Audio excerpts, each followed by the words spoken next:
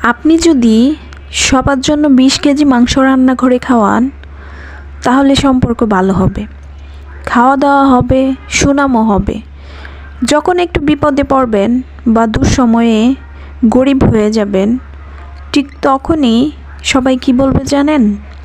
বেহিসাবি টাকা পয়সা খরচ করেছিল, ফুটানি করেছিল, টাকা জমায়নি, এখন বুঝো ঠেলা। তাই তো বলবো, নিজের সবটা দিয়ে কারোর জন্য করে লাভ নাই। নিজের কে পড়ে অল্প কিছু হলেও জমা করুন, ভবিষ্যতে কাজে লাগবে। আপনি যদি সবার জন্য 20 কেজি মাংস রান্না করে খাওয়ান তাহলে সম্পর্ক ভালো হবে, খাওয়া দাওয়া হবে, সুনামও হবে। যখন একটু বিপদে পড়বেন বা দুঃসময়ে গরিব হয়ে যাবেন, ঠিক তখনই সবাই কি বলবে জানেন?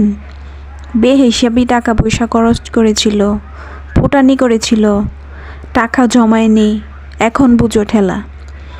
তাই তো বলবো, নিজের সবটা দিয়ে কারোর জন্য করে লাভ নাই। নিজের কে পড়ে অল্প কিছু হলেও জমা করুন, ভবিষ্যতে কাজে লাগবে।